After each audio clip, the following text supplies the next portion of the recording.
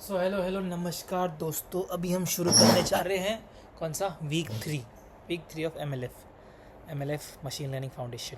ठीक है, तो वो शुरू करने से पहले कैसे हैं आप लोग? अच्छे हैं? क्या हमने सीखा था अब तक? वीक 2 हमने सीखा था, क्या सीखा था? मल्टी वेरिएबल फंक्शन सीखे थे, ठीक है, ये सब सीखे थे। अभी क्या सीखना है हमें? 4 फंडामेंटल स्पेसेस। हाँ, 4 फंडामेंटल स्पेसेस याद कुछ समझ में आया था उस टाइम पे? मेरे को तो लिटरली नहीं समझ में आता, ठीक है। मुझे पता है आपको शायद मैक्सिमम लोग नहीं समझ में आता। क्यों नहीं समझ में आता? क्योंकि हमारे बेसिक्स क्लियर नहीं थे। बेसिक्स किसने क्लियर किए थे? हमारे टकलू टकलू याद है, मैथ्स टू का, उसने क्लियर नहीं कर पाया, ठीक है। तो इसलिए पहले बेसिक्स क्लियर कर लो। उसमें क्या सीखना है हमें? वेक्टर स्पेस क्या होता है, उसके बाद सब स्पेस क्या होता है, उसके बाद स्पैन क्या होता है, बेसिस क्या होता है। क्या बोल रहे रे? सही बोल रहा हूँ भाई। नहीं याद है, नहीं याद है, मान ले, मुझे भी याद नहीं था। तो वेक्टर स्पेस क्या होता है? Vector space is a set of V along which we can use to operation positive and dot product. क्या बोल रहा है? कुछ नहीं बोल रहा। सपोज मैंने कोई सेट दिया आपको जिसमें x1 x2 x3 xn ऐसे वेक्टर्स हैं। इस सेट को हम वेक्टर स्पेस कब बोल सकते हैं? जब अगर x1 प्रेजेंट है तो -x1 भी प्रेजेंट होना चाहिए, ठीक है। अगर 1, 2 प्रेजेंट है तो -1 एंड -2 भी प्रेजेंट होना चाहिए उस सेट में, ठीक, उसी सेट में। दूसरा, अगर x1 प्रेजेंट x2 प्रेजेंट तो x1 + x2 भी उस सेट में प्रेजेंट होना चाहिए। सिंपल सा बता रहा हूँ मैं, ठीक है। तीसरा, अगर कोई x1 वेक्टर है तो उसको अगर मैं किसी भी स्केलर से मल्टीप्लाई करता हूँ cx1, तो वो भी इसमें प्रेजेंट होना चाहिए। Okay, now last is 0,0 vector भी उस प्रेजेंट होना चाहिए। 0,0 मतलब 0 वेक्टर प्रेजेंट होना चाहिए। 3 डायमेंशन है, 4 डायमेंशन है, उस हिसाब से 0,0,0 ऐसा वेक्टर प्रेजेंट होना चाहिए। तो उस सेट को हम वेक्टर स्पेस कह सकते हैं। समझ लो, कर लो, वेरी गुड। क्वेश्चन से समझते हैं, थोड़ा अच्छे से नहीं समझाऊंगा। एक मैंने सेट दे दिया आपको 0,1 1,0 एंड 0,0, 3 एलिमेंट्स इसमें। क्या ये वेक्टर स्पेस कहलाएगा? सोचने दो। 0,0 तो है दोस्त, कहला सकता है, सही है। बट अगर 0,1 प्रेजेंट है प्लस 1,0 क्या देता है दोस्तों? 1,1। क्या 1,1 इसमें है? नको। नको म्हणजे काय? This is not a vector space. नको मतलब नहीं, मतलब क्या? ये वेक्टर स्पेस नहीं है, ठीक है। Very good. ये तो लिखा लिखा है क्वेश्चन था, कुछ नया दे, नया क्वेश्चन चाहिए तुम्हें। s is equals to y is equals to mx+1 सब for all x belongs to r। एक x जो है रियल नंबर ले, जो कुछ भी दे सकते हो, ठीक है। कुछ भी ले सकते हो मतलब कुछ भी y मिल सकता है। चीज़ सही बोला आपने, कुछ भी y मिल सकता है। तो मतलब क्या कि अगर हम किसी दो प्रॉपर्टी को ऐड करते हैं तो तीसरा वैल्यू भी हमें मिल सकता है, तो x1 + x2 belongs to r, ये हो सकता है, हाँ हो सकता है। क्या क्या क्या क्या क्या क्या क्या क्या क्या क्या हो सकता है, क्या नहीं हो सकता? क्या इसमें कभी 0 वेक्टर हो सकता है? सोच के देखो। यदि मैं y को 0 करता हूँ तो x क्या हो जाएगा? -1/m। और m 0 नहीं है या ना 0 हो सकता है, तो क्या कभी इसमें 0,0 वेक्टर आ सकता है दोस्तों? नहीं आ सकता। मैं ऐसे बोल रहा हूँ, ठीक है। तो 0,0 वेक्टर नहीं हो सकता इसमें ना। तो क्या ये सेट कहलाएगा, वेक्टर स्पेस कहलाएगा? नहीं कहलाएगा। समझदार हो तुम, हटाओ इसको। अब सब स्पेस क्या होता है? सब स्पेस सेम है वेक्टर स्पेस की तरह, जस्ट कुछ भी अलग नहीं है, ठीक है। A set is a vector space, sub space of vector space if उसमें 0 वेक्टर होना चाहिए, पहले भी था सेम। क्लोज अंडर एडिशन मतलब अगर u, v w में है तो u + v भी w होना चाहिए, same. Close under scalar multiplication, अगर u बिलोंग्स टू w है तो c कोई अगर रियल नंबर है तो c.u भी w में होना चाहिए, अगेन सेम। क्या चौथा प्रॉपर्टी भी होगा? अगर 0 वेक्टर है दोस्तों तो क्या चौथा प्रॉपर्टी होगा? ज़रूर होगा, तो एडिटिव इनवर्स भी होगा, ठीक है। सो ये है वेक्टर स्पेस, ये है सब स्पेस। इतना सीधा समझ में आ गया? खोपड़ी में गया? गुड। अपने को इतने सीखने अरे। Now span of vector space. What is span of vector space?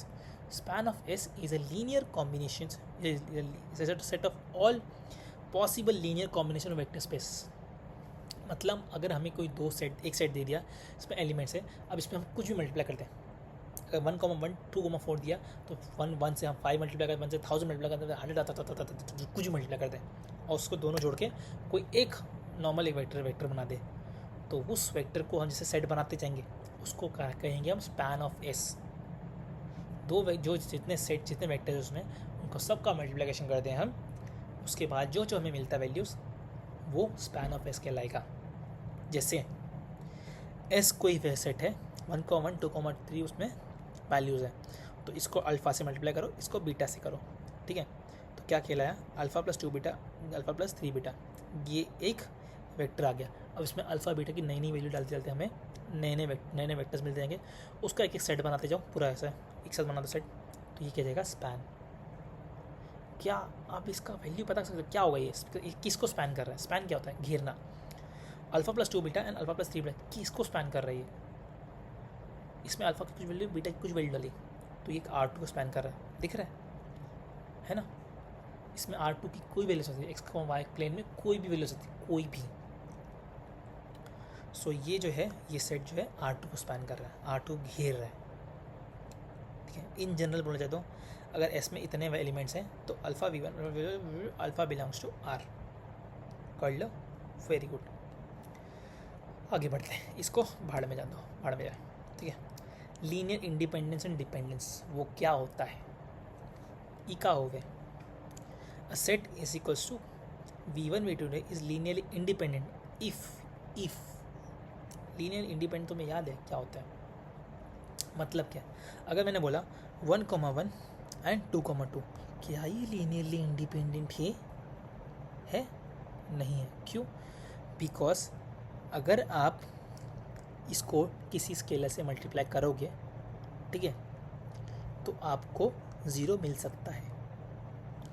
1,1 is half of 2,2 है ना। इसको यहाँ लो तो 2,1,1 minus 1 times of 2,2 is equal to 0 है ना। इसमें alpha is 2 and beta is -1। तो ऐसे स्केलर मिल रहे हैं जो 0 नहीं है, और किसी सेट में बहुत सारे एलिमेंट्स हैं, हमें पता करना है कि ये लीनियरली इंडिपेंडेंट है, तो हमें इसका लीनियर कॉम्बिनेशन बनाओ, ठीक है। स्पैन बनाओ, इसका स्पैन करो, इसका स्पैन ऑफ एस, और स्पैन ऑफ एस में अगर उसको हम इक्वल टू 0 करते हैं तो उसका एक ही पॉसिबल सॉल्यूशन होना चाहिए जब इसके स्केलर्स सारे 0 हो जाए। अगर इसके स्केलर्स सारे 0 हो जा रहे हैं तो ये लीनियरली इंडिपेंडेंट कहलाएगा। मतलब क्या? भाड़ में जान दे, देख इसको छोड़, इस चूतिया पर छोड़। 1,1 मैंने बताया, ये 2,2 बताया, ये लीनियरली इंडिपेंडेंट क्यों है? बिकॉज इसको इसकी स्केलर से मल्टीप्लाई कर रहे हो तो एक दूसरे वेक्टर का आ जा रहा है। ये अगर मैं इसी में डाल दूँ 1,1 एंड 3,2, क्या इन दोनों को मैं कभी एक दूसरे का आपस में लिख सकता हूँ? नहीं लिख सकता। इसको कब मैं इक्वेट कर सकता हूँ? जब मैं इसको 0 से मल्टीप्लाई कर लूँ, 0 इंटू 1,1 है ना, इज इक्वल टू 0 इंटू 3,2, तब ये हो सकता है ना। मतलब क्या है कि इसकी ये दोनों वेक्टर्स एक दूसरे से इक्वल टू 0 तभी हो सकते हैं जब हम इसके स्केलर को 0 से मल्टीप्लाई करें। अगर मैं नहीं समझा ना अभी, देख समझ गया तो भाई आग कान बंद कर लो, आग बंद कर लो, नहीं कर पाओगे बट कर लो। अगर बोलो सेट है एस इज इक्वल्स टू, बढ़ाना इसको 1,1 एंड 3,2, ये लीनियरली इंडिपेंडेंट है डिपेंडेंट कैसे पता पड़ेगा? क्या बोला था इसने, गुरु ने? स्पैन करो, span of S is alpha times alpha plus beta 3 beta and 2 beta. ये क्या निकला? Alpha plus 3 beta and alpha plus 2 beta. ये कब 0 हो सकते हैं? इसको इक्वल टू 0 करना है ना, ये कब 0 हो सकते हैं? सोच के देखो। हाँ तुम कहाँ थे? हाँ यहाँ पे। ये सुनो क्या कॉल आया। यदि आप इंटरेस्टेड हैं तो एक दबाएं। इंटरेस्टेड है तो एक दबाएं। HDFC रात के 8:30 बजे। हाँ तो कहाँ थे? Alpha plus 3 beta equal 0 and alpha plus 2 beta equal 0। तो क्या हो गया इसमें? ये कब हो सकता है? जब alpha is equal to -3 beta and alpha is equal -2 beta. ये कब होगा दोनों? जब beta is equal 0, that is alpha is equal 0। मतलब क्या? जब कोई स्केलर सारे 0 हो गए दो चीज़ वेक्टर इंडिपेंडेंट कब कहलाएगी? वेक्टर इंडिपेंडेंट जब उसके उस स्केलर को मल्टीप्लाई कर रहे हो, आप स्पैन कर रहे हो और जो स्केलर्स हैं वो ही ज़ीरो निकल रहे हैं, उसके अलावा कोई और सोल्यूशन नहीं निकल रहा, तो वो इंडिपेंडेंट है। सिंपल सा, ठीक है। इतना मैंने बता दिया यार, इससे ज़्यादा और नहीं बता सकता मैं। नाउ यदि ये नहीं है, अगर 0,0 नहीं जीरो स्केलर ज़ीरो नहीं हो रहे, तो उसका मतलब क्या है कि दोनों एक दूसरे से डिपेंडेंट है। जैसे मैंने 1,1 2,2 में बताया था, उसमें स्केलर क्या निकल रहे थे, एक में निकल रहा 2 और एक में निकल रहा -1, उसमें ज़ीरो नहीं था स्केलर, राइट, तो ये डिपेंडेंट थे। गुड बच्चा। Now spanning of set. Spanning set क्या होता है? Spanning set of vector space is a set of vectors who span vector space. किसी सेट का, किसी वेक्टर स्पेस का स्पैनिंग सेट क्या होगा? जो उसको उस वेक्टर स्पेस को स्पैन कर लें, घेर ले। जैसे 0,1 एंड 1,0, अगर इसका स्पैन निकालते हैं, स्पैन का निकले अल्फा टाइम्स तो बीटा को अल्फा, अब इसमें अल्फा को बीटा की जो वैल्यू डालूँ तो क्या हमें नई चीज़ें मिलती जाएंगी वेक्टर से, ठीक है। तो ये किसको स्पैन कर रहा है? R2 को। अगर इसमें 1 डालूँ एंड 2 डालूँ तो 1,2 मिल जाएगा, 2 डालूँ 1 डालूँ तो 2,1 मिल जाएगा। ऐसे पूरा R2 स्पैन कर लेगा, ये पूरा R2, सिर्फ दो वेक्टर्स। बिकॉज दोनों वेक्टर्स एक दूसरे लीनियरली इंडिपेंडेंट है। इसलिए अगर मैं इसमें तीसरा वेक्टर, इस सेट में तीसरा वेक्टर डाल दूँ तो क्या ये R2 को स्पैन करेगा? सोच के देखो, करेगा? क्यों नहीं करेगा? बिकॉज पहले ही ऑलरेडी दो वेक्टर्स है 1,0 एंड 0,1 ने R2 को स्पैन कर लिया। अब इसमें कुछ भी डालूँ मैं, लेट्स से मैं 0,2 भी डालता हूँ जो 0,1 से लीनियरली डिपेंडेंट है, उसके बाद भी R2 को स्पैन करेगा। ऐसे इसमें डाल दिया मैंने 1,3, तो इसका मैंने स्पैन निकाला तो क्या निकला? Alpha gamma plus beta and alpha plus 3 gamma. इसमें अल्फ़ा गामा कुछ भी डालते रहो, निकल जाएगा आंसर। कुछ भी R2 मिलते जाएंगे, कोई भी वैल्यूज मिलते जाएंगे, तो ये पूरा R2 को स्पैन कर रहा है ना। R2 मतलब क्या है? XY plane. सो सारे XY प्लेन की वैल्यूज मिल जाएंगे, आप अल्फ़ा बीटा कुछ भी डालते रहो। तो ये क्या होगा? ये स्पैनिंग सेट हो गया R2 का, और ये भी एक स्पैनिंग सेट हो गया R2 का। अब मैं ये क्यों बता रहा हूँ, मैंने इसमें 1,3 क्यों ऐड किया, इसका रीज़न मैं आगे दूंगा आपको, ठीक है ना। What is basis? बेसिस क्या होता है? Basis of a vector space is a linearly independent spanning set. मतलब क्या? अगर मैं बोलता हूँ आपको, इस जगह इसमें आ जगह 1,0 एंड 0,1 ये R2 को स्पैन कर रहा है, राइट। तो ये स्पैनिंग सेट है R2 का, राइट है R2 का स्पैनिंग सेट। क्या ये बेसिस है वेक्टर स्पेस का? बेसिस है R2 का? हाँ है। क्यों? बिकॉज उसने इसमें बोला क्या है? अब क्या बोला है? Basis is linearly independent spanning. जो स्पैनिंग सेट जो जिसमें सारे लीनियरली इंडिपेंडेंट वेक्टर्स हैं वो बेसिस कहलाता है। तो ये दोनों एक दूसरे लीनियरली इंडिपेंडेंट है? हाँ है। इसको हम इसके तरह लिख सकते हैं? कभी नहीं लिख सकते। तो ये सेट जो है ये बेसिस भी कहलाएगा ऑफ R2। बट यदि इसमें मैं ऐड कर दूँ 3,0, तो क्या ये अब लीनियरली इंडिपेंडेंट बचा? सोच के देखो, इसको मैं इसके तरह लिख सकता हूँ, है ना, लिख सकता हूँ। तो क्या ये लीनियरली इंडिपेंडेंट बचा? नहीं बचा। तो क्या ये स्पैनिंग सेट है? हाँ जी है। क्यों?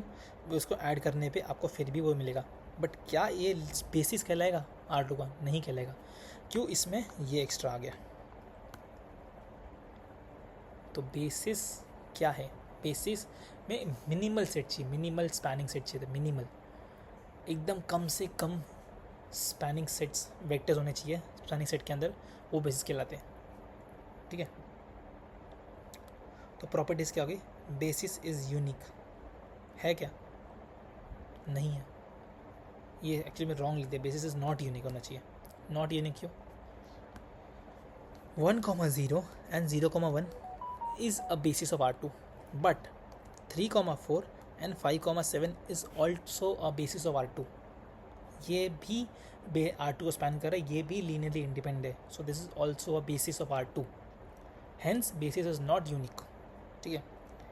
Basis is minimal spanning set, minimal, कम से कम वैल्यूज होनी चाहिए, सेट्स होने चाहिए, वेक्टर्स होने चाहिए स्पैनिंग सेट में, उसको बेस करेंगे। And bases maximally linearly independent. मतलब क्या है कि मैंने क्या बोला? लीनियरली इंडिपेंडेंट सेट होना चाहिए। अब उसमें अगर तुम कुछ भी ऐड कर दोगे तो क्या वो लीनियरली इंडिपेंडेंट रहेगा? मोस्ट प्रोबेबली नहीं रहेगा, अनटिल अनलेस आप कोई ऐसा वेक्टर डाल दो जो उन दोनों को उन दोनों किसी कॉम्बिनेशन का ना हो, ठीक है। तो ये क्या है? मैक्सिमम लीनियरली इंडिपेंडेंट सेट है, ठीक है।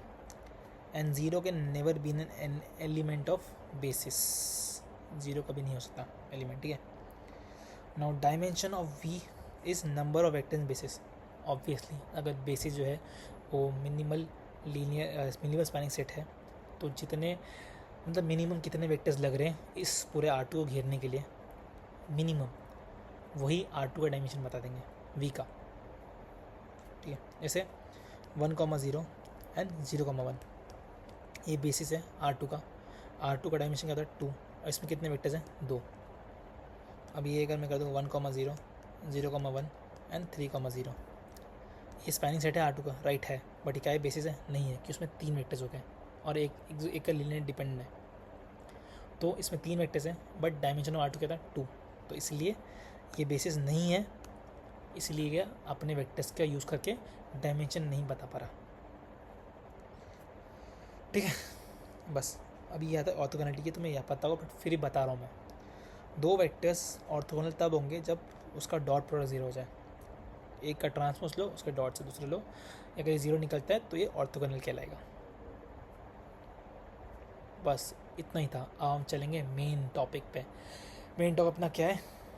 कॉलम स्पेस क्या होता है, रो स्पेस क्या होता है, वेक्टर स्पेस क्या होता है। वेक्टर स्पेस नहीं, वेक्टर बता दिया मैंने। Row space, column space, null space, left null space. थक गया यार, बट कोई ना। What is column space?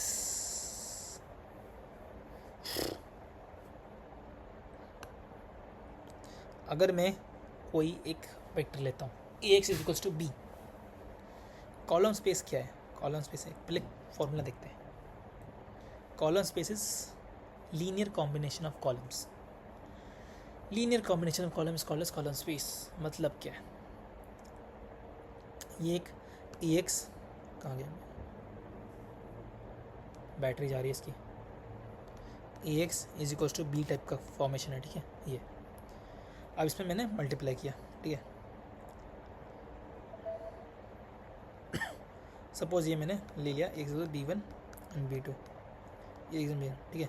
इसको मल्टीप्लाई किया यहाँ से x1 + 2y and 3x4 + 2y। अब इसको मैं अलग लूँगा, इसको अलग लूँगा, तो कैसा हो जाएगा ये? यहाँ पे 1,3 1 and 3 and 2 4 y is equal to B1 B2। क्या हम इसको बोल सकते हैं? अगर मैं x1 x2 को स्केलर बोलूँ, कोई स्केलर है, तो 1,3 एंड 2,4 स्पैन कर रहा है किसको? B1 B2 सॉल्यूशन को, ठीक है ना। अगर मैं x, y को स्केलर बोलता हूँ तो 1,3 एंड 2,4 जो है स्पैन कर रहा है B1 B2। या फिर मैं बोल सकता हूँ 1,3 and 2,4 is a linear combination of B। इसी को हम कॉलम स्पेस बोलते हैं। बस यही है, linear combination of solution is column space.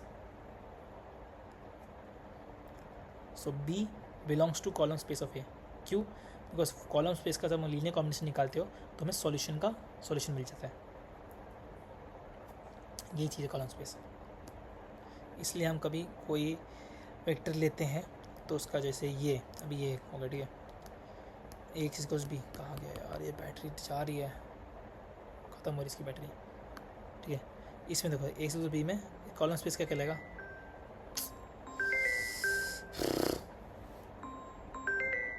दो मिनट। तो चलो भाई वापस शुरू करते हैं, ठीक है। बहुत कॉल आ चुके हैं, अब करते हैं इस पे। हम कहाँ पहुँचे थे कि कॉलम स्पेस क्या होता है? लीनियर कॉम्बिनेशन ऑफ कॉलम्स, ठीक है। और मैंने कैसे किया था वो प्रूव भी बताया कि लीनियर कॉम्बिनेशन ऑफ कॉलम्स ये एंड ये, this is linear combination of जो सॉल्यूशन है B, ठीक है। तो इसलिए B जो है वो कॉलम स्पेस ऑफ A को बिलोंग करता है। तो कॉलम स्पेस ऑफ A से लीनियर कॉम्बिनेशन ऑफ कॉलम्स, ठीक है। Plus column space belongs to RM क्यों? बिकॉज कॉलम है, कॉलम M क्रॉस N होता है ना। तो कितने डायमेंशन इसमें? अगर M रोज हैं तो M डायमेंशन हो गए, है ना, सिंपल सा। That is belongs to RM, ठीक है। सो रो स्पेस क्या होगा? Linear combination of rows, again same thing.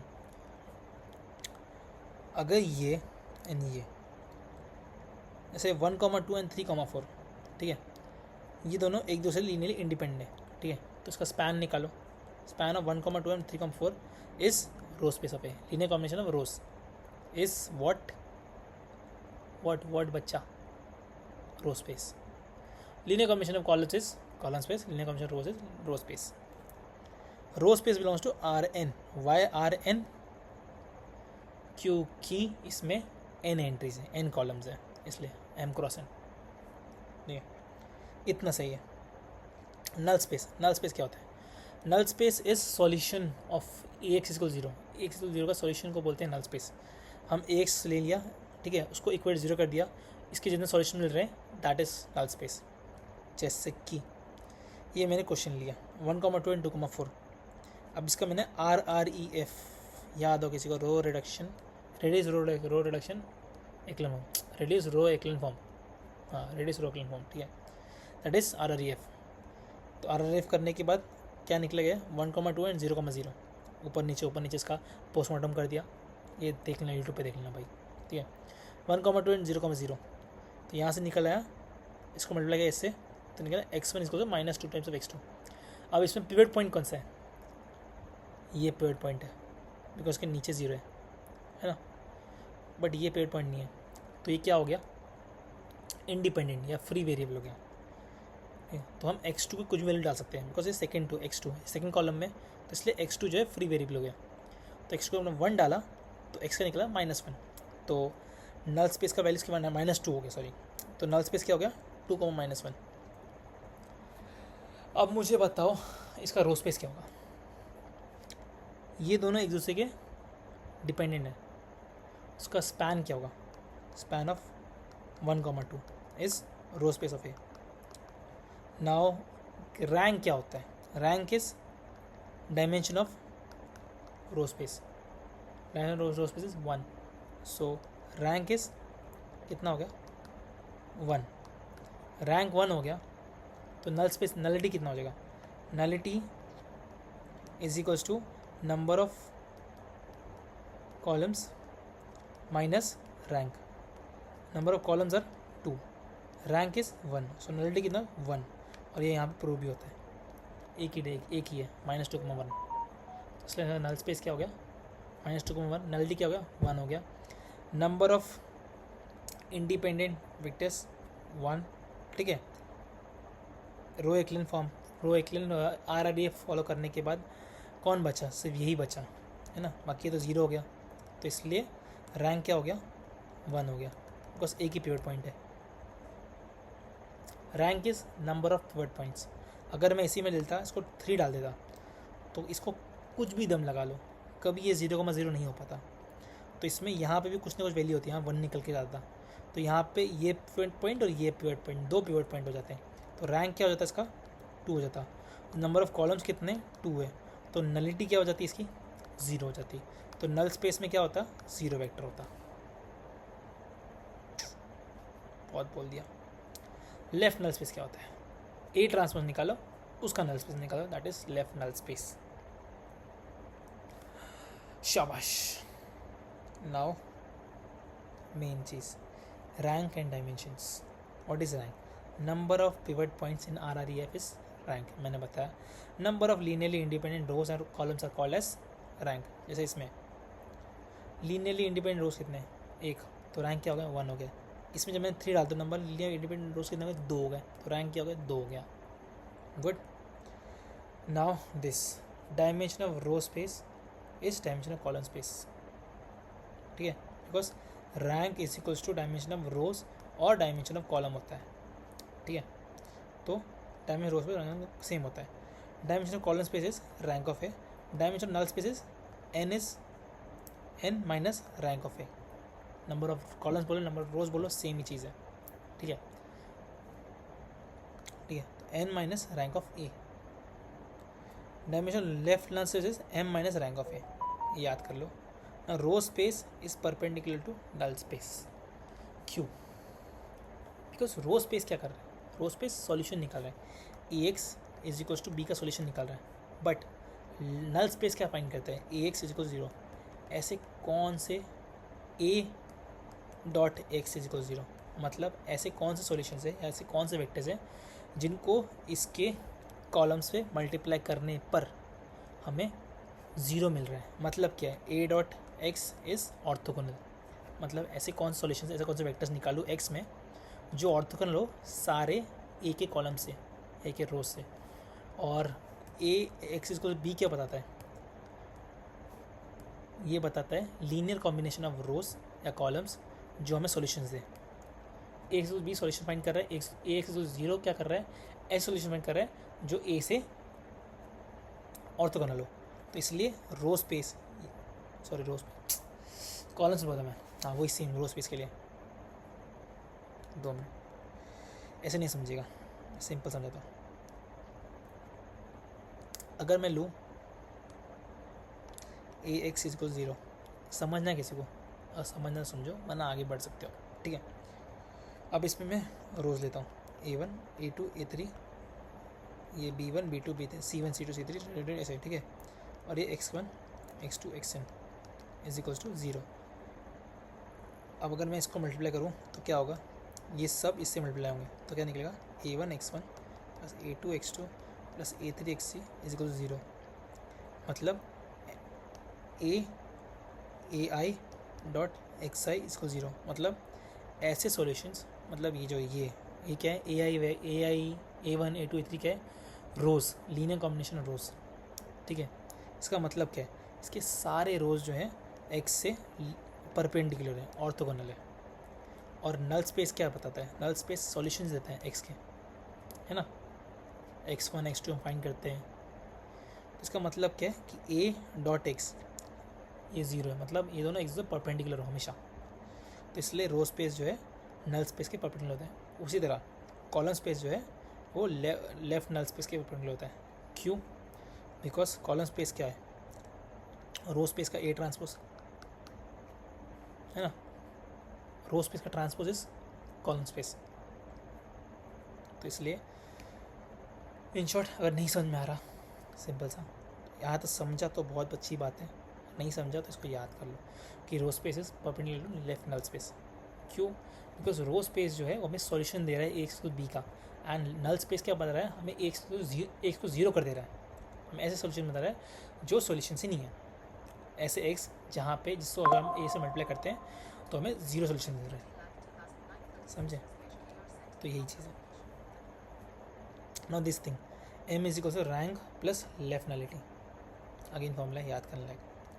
Now this, अगर कोई हमें इक्वेशन दिया हुआ है, ठीक है, चुप है कितना बज रहा है ये, ठीक है। अगर कोई हमें इक्वेशन दिया हुआ है ए एक्स इक्वल्स बी, हमने ये देख लिया जो column space of A that is span of ये linear span of columns of A, ठीक है। अगर ये बी को बिलोंग कर रहा है, ठीक है, मतलब कॉलम स्पेस का अगर हम लीनियर कॉम्बिनेशन निकाल रहे हैं तो वो बी बन रहा है हमारे, मतलब ये प्लस एक्स ये plus Y is equals to B1 B2 निकल रहा है, ठीक है।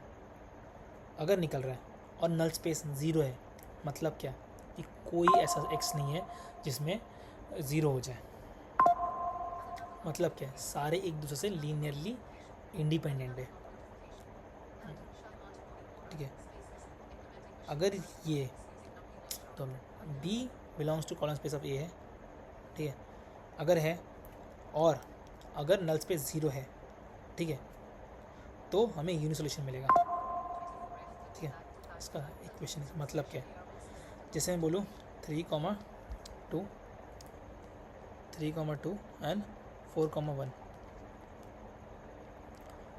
2 मिनट, ऐसा समझेगा नहीं, नॉर्मल समझाता हूँ, थोड़ा डिफ़िकल्ट है, मैं क्लास में समझा नहीं था तो यहाँ समझने ट्राई करो।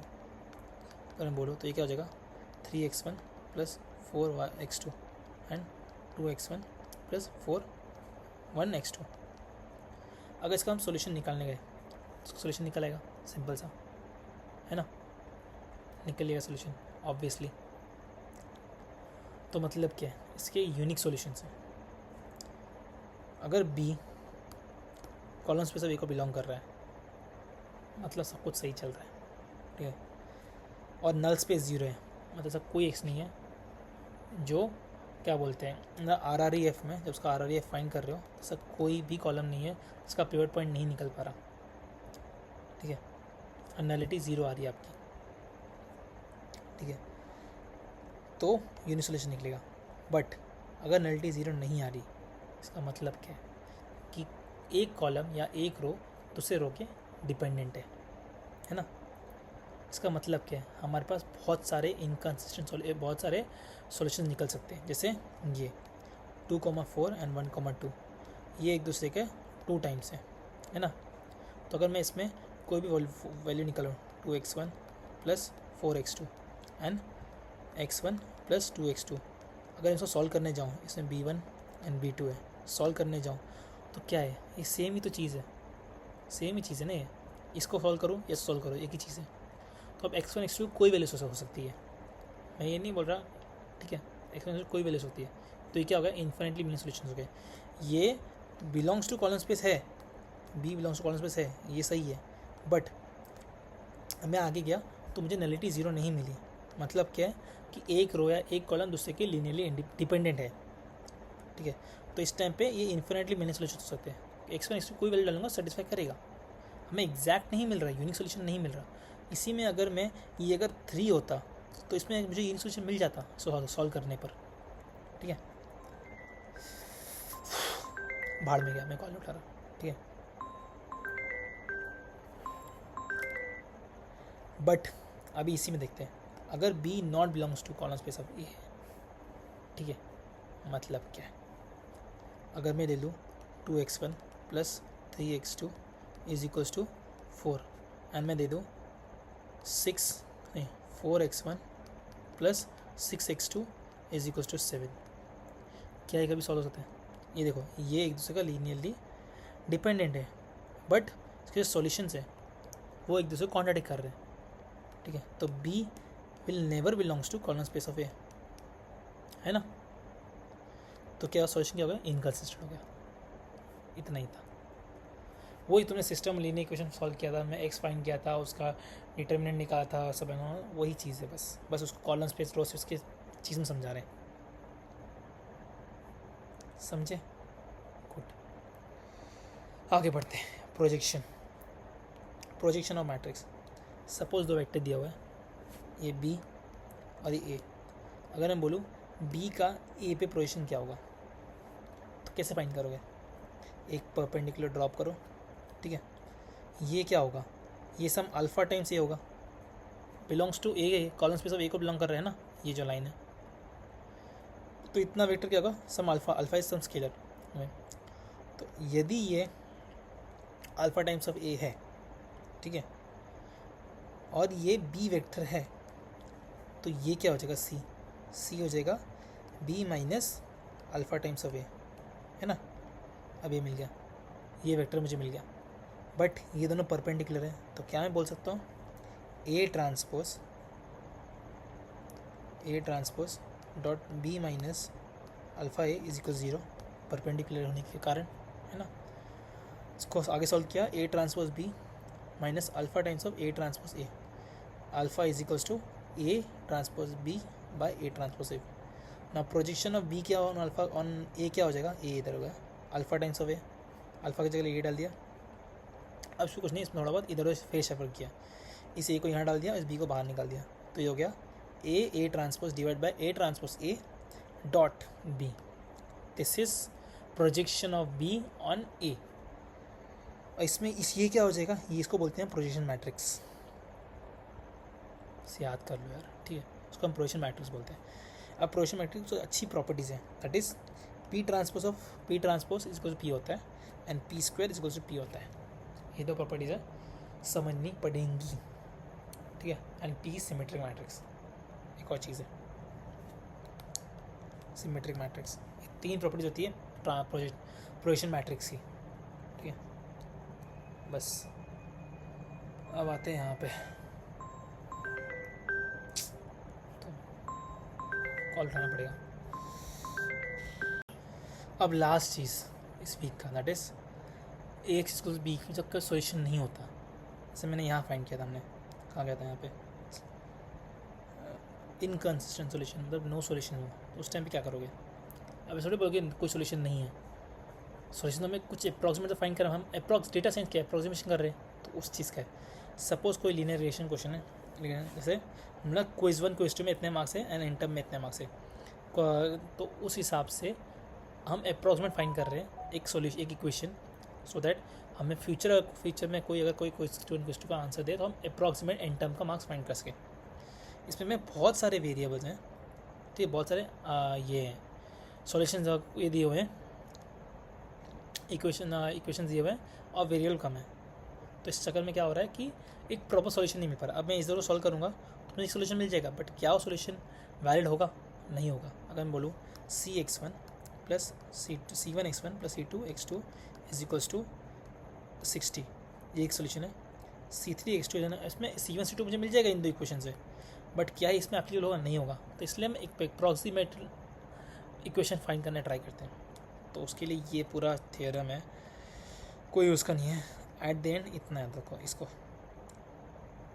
सपोज कि सॉल्यूशन का इक्वेशन नहीं है तो कुछ नहीं करना है, उसके यहाँ ट्रांसपोज से मल्टीप्लाई करना है और एक यहाँ ट्रांसपोज से मल्टीप्लाई करना है, उसके बाद इक्वेशन फाइंड कर देना है। जैसे कि यहाँ ये क्वेश्चन है सेम, ये क्विज 1 के मार्क्स हैं, ये क्विज 2 के मार्क्स हैं और ये इंटर्म मार्क्स है, ठीक है। अब क्या किया हमने, इसका ट्रांसफर फाइंड किया, इसको यहाँ लिया 5 7 6 6 7 8 7 8, ठीक है। अब इन दो ट्रांसपोज को मल्टीप्लाई किया, हमें क्या क्या A x B याद आता है, तो यहाँ A ट्रांसपोज यहाँ A ट्रांसपोज इतना करना है, तो ये फाइंड करो एंड ये फाइंड करो A ट्रांसपोज B, उसके बाद A ट्रांसपोज A का इन्वर्स ले लो, बस ये फाइंड किया ने A ट्रांसपोज में फाइंड किया, अब ये निकल आया। A ट्रांसपोज B फाइंड किया, हमें ये निकल आया। अब हमने A ट्रांसपोज A का ट्रांसपोज ले लिया, इन्वर्स ले लिया, तो ये निकल आया। अब इसको हमने मल्टीप्लाई कर दिया इससे, हमें ये निकल आया। तो x1 x2 जो कांस्टेंट हमें फाइंड करने थे वो अप्रॉक्सीमेटली ये होने चाहिए, सो दैट सारे इक्वेशन मतलब सारे इक्वेशन सॉल्व नहीं होंगे। इससे इसका मतलब ये थोड़ी है कि इसमें अगर ये डालोगे तो इन्हें एग्जैक्ट ये मिल जाएगा, बट इसके आसपास मिल जाएगा, इन सब के आसपास, इन सबको सेटिस्फाई करता हुआ एक कॉन्स्टेंट मिल जाएंगे, ठीक है। दैट इज़ अप्रॉक्सीमेशन या लीनियर इक्वेशन, ली स्क्वायर मेथड बोलते हैं। सो इतना ही था इस वीक में। आई नो बहुत भगा दिया मैंने, बट कोई ना यार, एटलीस्ट उससे तो शायद इससे पता नहीं, मैंने अपना फुल ट्राई किया। सो मिलते हैं नेक्स्ट वीडियो में, जिसमें हमें सीखेंगे आइगन वेक्टर्स क्या होता है, आइगन वैल्यूज़ क्या होते हैं। अगर आपको ये वीडियोस पसंद आए तो प्लीज़ लाइक करके जाओ यार, कोई बहुत एफर्ट लगता है जॉब की वजह से करना, ठीक है। तो मिलते हैं नेक्स्ट वीडियो में, till then tata bye bye and जय हिंद।